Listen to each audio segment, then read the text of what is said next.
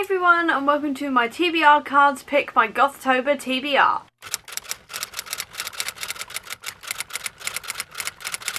We are finally in the month of October. I am so excited. I just feel so spooky. Everything is spooky. I have got so many spooky books that I want to read this month. I've been saving them all year and I am so excited because it's also time for Gothober. And I love this readathon so much. If you do not know what it is, I'll leave links down below to the full announcement video and everything so you can check it out for yourself. But there is a TBR game that goes with it. I have done this TBR game and got these prompts. So these are going to be the prompts I'm going to be trying to squeeze the rest of my TBR into. And now let's get into the TBR card rolls and see exactly what I'm going to be squeezing into these prompts. So as you can see, we're using the TBR cards again that I have on Etsy because at time of filming we are still within the strike, and while I want to really badly use TBR Assemble, I want to support the striking workers more, so I am still using this one instead.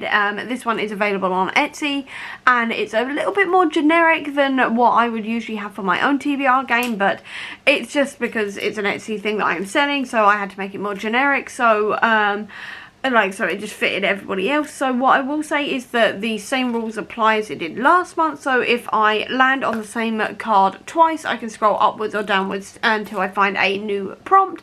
And then also if it is a prompt that I can't really do, like read a romance or something like this, again I can scroll upwards or downwards until I find a card that I can actually do that actually fits my reading taste. So with that, now let's get into it. So roll number 1 is number 34. Okay then, that is read a favourite author.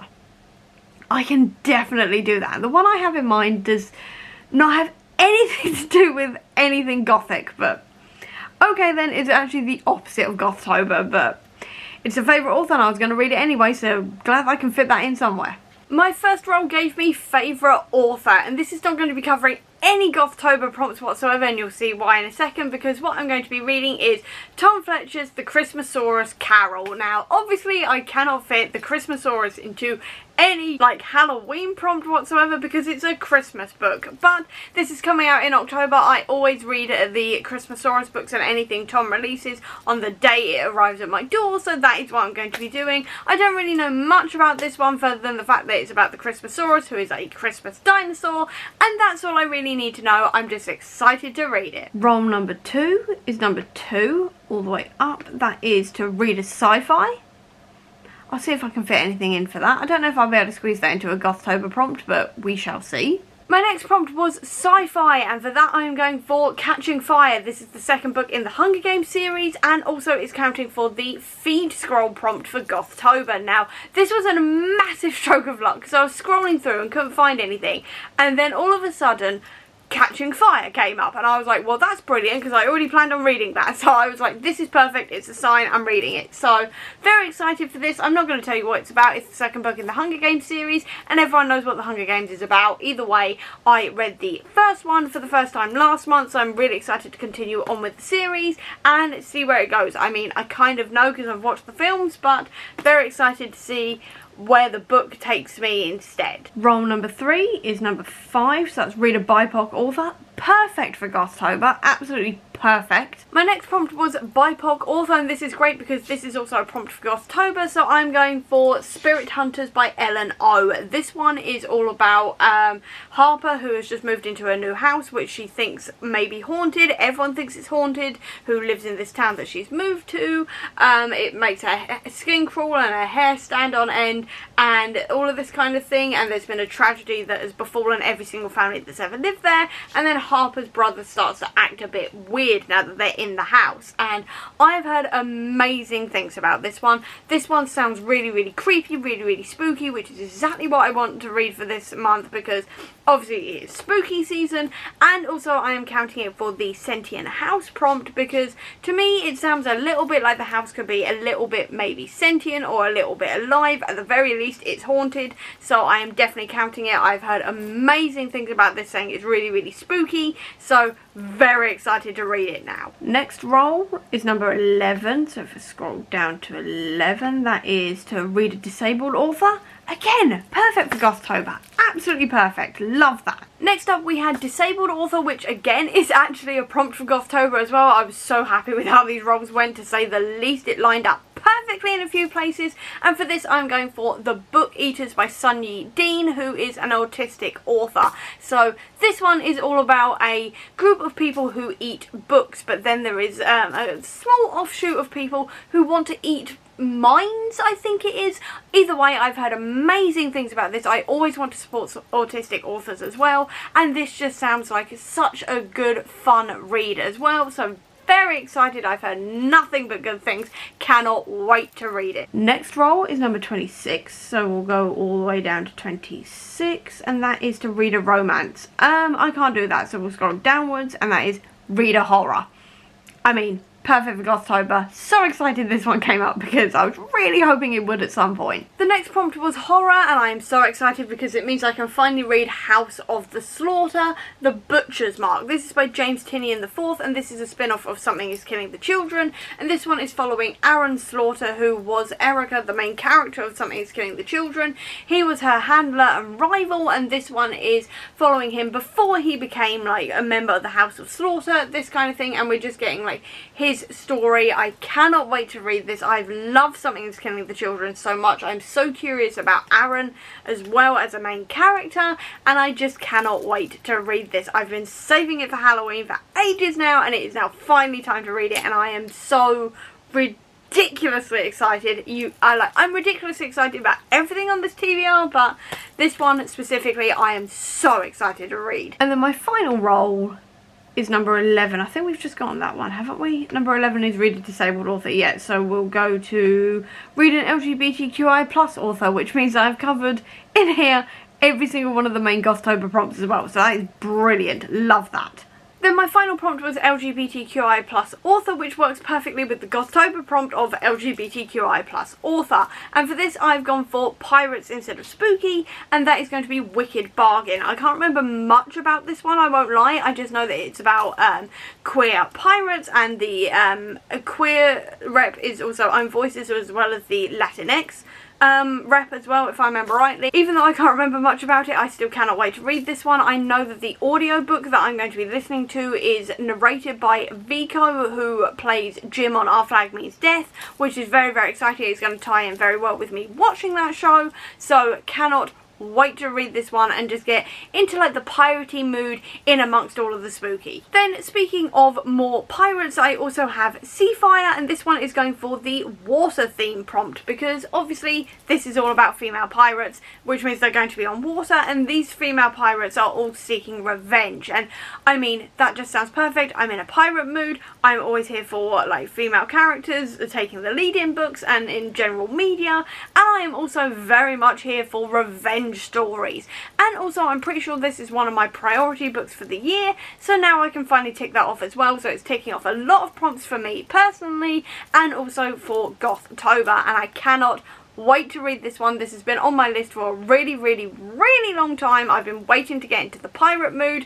I'm finally in that pirate mood, so cannot wait to finally read this. Then I am doubling up on the prompts of Web of Lies as well as Monster Romance. I was very, very worried about Monster Romance, I won't lie, but then I discovered, or at least remembered, that I have Only a Monster by Vanessa Len, and this one is all about a girl who believes her family is just quirky, but then it turns out her family are entirely monsters, and the guy she's kind of crushing on is a famous monster hunter. And for me, that means Monster Romance. That is the closest I'm going to get to like Monster Romance here, essentially, and I am now very, very excited to read this one. I've wanted to read this for a really long time, and I'm just here for like monstery type things and like hunters and this kind of thing as well. I've been getting more into like more romantic narratives and stuff, so I'm excited to give this a go and see what I think about it. My next prompt was anything but prose, which I'm not gonna lie worried me a lot because I don't read anything but prose generally. I don't get along well with like poetry or anything else that isn't counted like as prose, so I was really, really worried about this. And then I remembered that also there's a certain God of Mischief coming back to our screens this month, so I'm very excited about that, to say the least, and it means I'm also going to be reading a lot about his variants and his adventures in general, which led me to Alligator Loki. Alligator Loki is a Infinity comic on Marvel Unlimited, which means it's just an infinitely scrolling comic, and this is all about the adventures of the Loki variant, who is an alligator. And the reason why this doesn't count as having prose in it is because there are no words. It's literally just entirely visual. As you scroll through, there are no words further than maybe the word Midgard or like Asgard or something like this. There's no like speech or anything, so it definitely counts for this, and I cannot wait to read this. It looks adorable. If it's anything like It's Jeff that I read a couple of months ago, this is going to be one of my favourite comics of the month, if not one of my favourite reads of the month, and I'm very excited. Then my next prompt was multiple POV, which was a little bit worrying, I won't gonna lie, because I was looking at all of my books that I've already listed and none of them said multiple points of view, so I was a little bit like, what am I gonna do? And then I remembered that I have more Loki based stuff that I wanted to read, including Jason Aaron's Avengers run, which Loki pops up in quite often. And the reason why I'm counting this as a multiple point of view is because specifically in the first volume's like synopsis, it literally says that the Avengers are going to be split into like 3 or 4 separate teams, and we're going to be following each of them as they're like fighting off different parts of this battle, this kind of thing. So that's why I'm counting it, because we are going to be following several characters in several different places, and therefore I'm counting that as multiple points of view. And then that was the end of the Gothober prompts, but there was a couple of other things that I definitely want to read, and then a few other things that I'm thinking I may be able to squeeze on as well if I'm very, very lucky, because at the moment this is working out at about 99 pages a day, which is absolutely doable, but apparently I have too many books that I want to fit on here anyway. But some of the priority stuff I also have is Loki, Agent of Asgard, and this is following a resurrected teenage Loki as he is working on behalf of Asgard. And I've already read it, the first one of this, years ago now, and it was really, really fun, really, really funny. It features like some of my favourite panels, including Loki trying to sing The Wizard and I from Wicked, things like this, and I've wanted to read the rest of the series for a while now, so now is the perfect time, now that I'm going to be, you know, watching The God of Mischief again, so very excited for these. There is also Marvel Action Chillers. This is a series of like very short horror stories essentially within the Marvel universe, and again I'm just going to be here for that. I know there's one where Doctor Strange teams up with Ironheart, which I'm very excited about because they're 2 of my favourite characters, and I've wanted to read these around Halloween for a while now, so now's the time to do it. And then we have the Overspill. This is not the stuff that I'm definitely going to be reading for certain, this is just the stuff that I'm saying if I have time I will pick one of these up, because at the moment I'm working at about 99 pages a day to get through the main TBR, and I'm thinking I may have time to pick up at least one more book if possible. So I've just got a bit of my Halloween spooky overspill stuff. So the first one I've got is Bite Risk by S.J. Wills. This has been compared to Skullduggery Pleasant, and this is all about a town where absolutely everybody turns into a werewolf one night a month, and we're following a bunch of kids who haven't turned into werewolves as they try to survive the night. I haven't heard that much about this, but it's been described as being like Skullduggery, and it specifically says on the front here for fans of Skullduggery Pleasant, and that's enough for me to be getting on with. I'm very excited to see what I think about it, and I'll obviously update you if I get around to reading it. There is also Mina and the Undead. This is sort of like a 90s set New Orleans vampire story, and I've heard amazing things about this one, especially from like Hannah, who is the creator of Gothober, and it says on the back here that it's a fun romp through 90s pop culture. Vampires, Buffy, The Crow, need I say more? I've not watched The Crow, but I've definitely watched Buffy, and I definitely enjoyed Buffy, so I'm very excited to see what this means for this book, see if I can sort of pick up on those comparisons and just read some vampire stuff, because I'm just here for vampires right now. Then the final physical one I have is City of Nightmares by Rebecca Schaefer. I have read her previous series, Market of Monsters. It was absolutely brilliant, right up my alley, and so I'm really excited to see what her other work is like, and this one